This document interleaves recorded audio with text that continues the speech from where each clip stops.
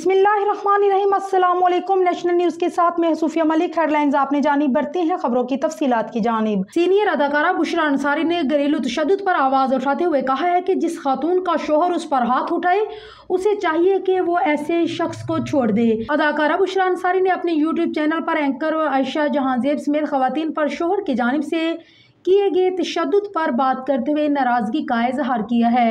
बुशरा अंसारी ने कहा कि तशद्दुद जिस्मानी ही नहीं ज़हनी भी होता है, जिसमें किसी लड़की को ज़हनी तौर पर टॉर्चर और एंजाइटी और दबाव का शिकार किया जाता है। ज़हनी तशद्दुद में लड़कियां अपने अजीज़ व अकारिब से भी कह सह नहीं पाती। अदाकारा ने अपनी पहली शादी की मिसाल देते हुए कहा है कि अगरचे मुझ पर जिस्मानी तशद्दुद नहीं किया गया, लेकिन इसके बावजूद मैंने इजहार के लिए वक्त लगाया। लेकिन आज के दौर में जो लड़कियां खुद मुख्तार हैं, तालीम याफ्ते हैं, उनको मशवरा देती हूँ कि अगर वो तशद्दुद भरी ज़िंदगी से निकल सकती हैं तो उन्हें निकल जाना चाहिए। बुशरा अंसारी का कहना था कि अगर किसी खातून के शोहर ने एक मरतबा उसका बाजू मरोड़ा, चुटकी काटी, तो ऐसी खवातीन को समझ जाना चाहिए कि उसके शोहर का हाथ खुल चुका है। ऐसी खवातीन जो अपने लिए, अपने बच्चों के लिए, इज्जत नफ्स के लिए निकल सकते हैं तो उन्हें निकल जाना चाहिए।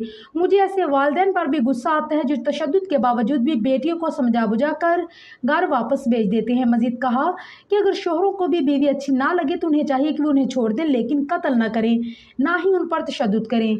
खवातीन को भी चाहिए कि हर 2 मिनट में छोटे छोटे झगड़ों में घर ना छोड़ें, लेकिन साथ ही शोहर को ये भी बता दें कि अगर तशद्दुद करोगे तो वो घर छोड़ सकती है।